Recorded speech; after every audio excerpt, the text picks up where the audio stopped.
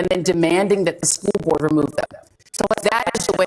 The question I'm asking is, what is the expertise that you have and other moms for liberty advocates have to decide that a book, an award-winning book like All Boys Aren't Blue, isn't appropriate for students to read? What is their expertise? What a tragic story of a young man who's anally raped by his adult family member. So you have incest, rape, pedophilia. Joy, you said you'd let me answer, so I'm going to answer Please for do. you.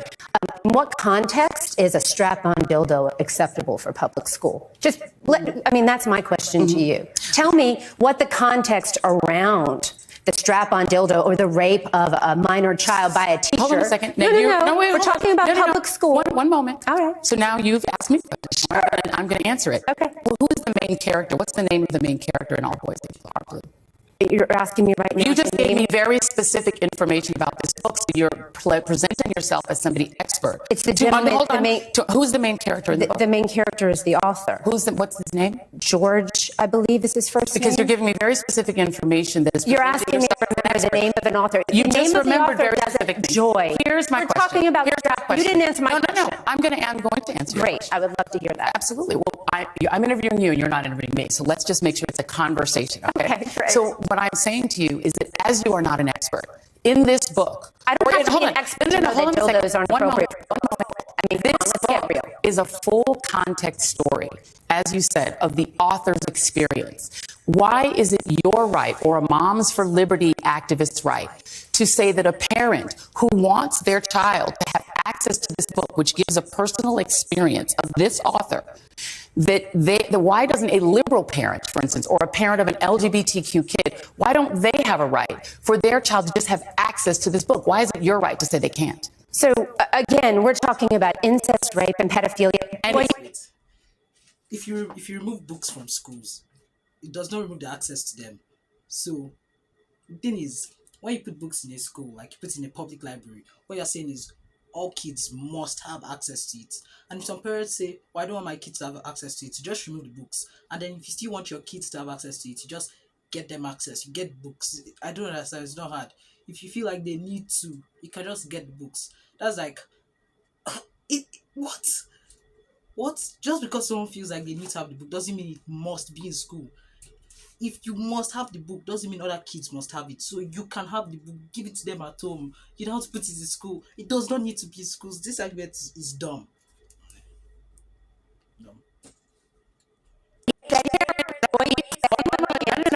Each parent has to decide what is appropriate for their child to read. So I want you to answer one more time.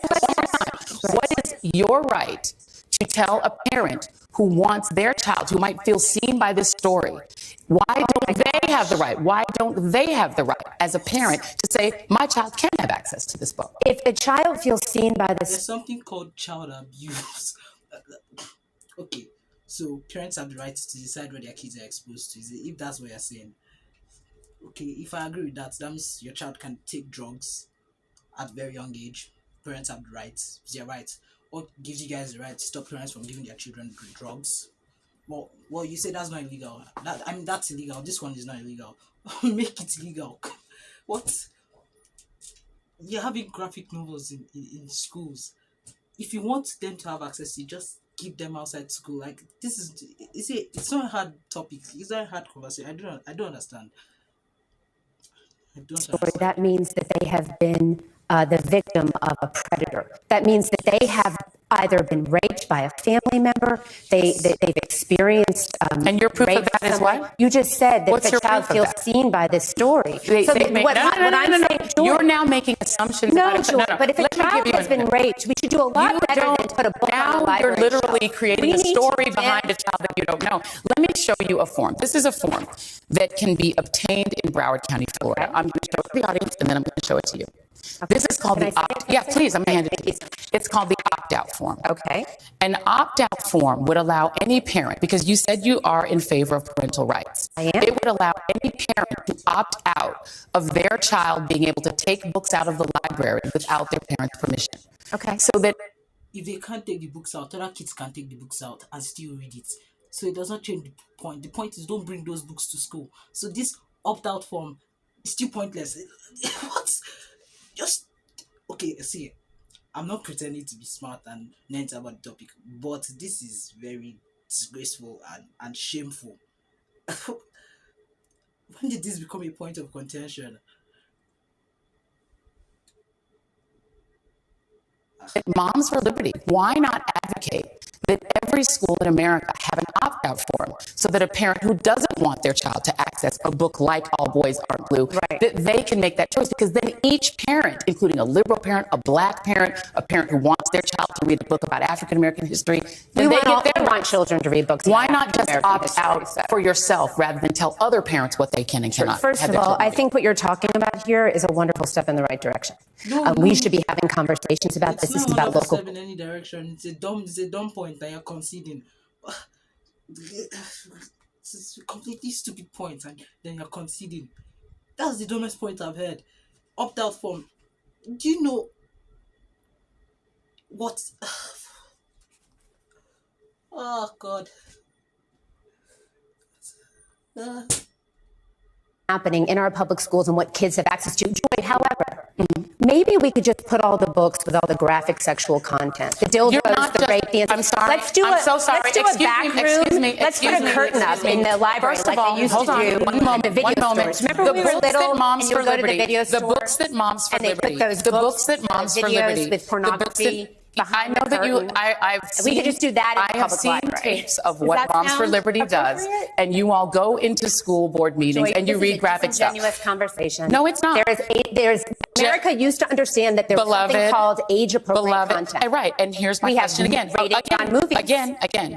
Ruby Bridges Goes to School is on the list of books that Moms for Liberty has attempted to have removed. Absolutely not. It absolutely is. Let me ask about the people who are making the decision for their parents, because you have not answered yet why a liberal parent or an African American parent We have parents who are Democrats who are members of our organization. But you're still trying to make decisions for all the kids. Here are some of the parents that are filing, or some of your advocates. Bridget Ziegler, the Moms for Liberty co-founder, the wife of the recently ousted Florida Republican Party chairman, Christian Ziegler, who allegedly was involved in threesomes, same-sex threesomes. Mrs. Ziegler was removed from the school board at which she was a leader.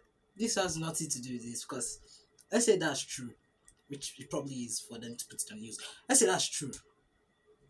They weren't having threesomes with little kids. They weren't having threesomes, writing about it and giving it to little kids. So there's still no hypocrisy here. They're just attacking her personally. Does not change the point. If a man tells you 2 plus 2 is 2, it will always be 2. It will still be 2. Not changes. 2 plus 2 will be 2. No matter who tells you. If an idiot tells you 2 plus 2 is 2. Sorry about, but yeah, you get what I'm saying. Still 2. You've had one moment. School board. Okay, you have Lauren DePaula. She was making book ban requests in Alachua County, but then records showed that she and her husband didn't live there. They'd sold their home in that county.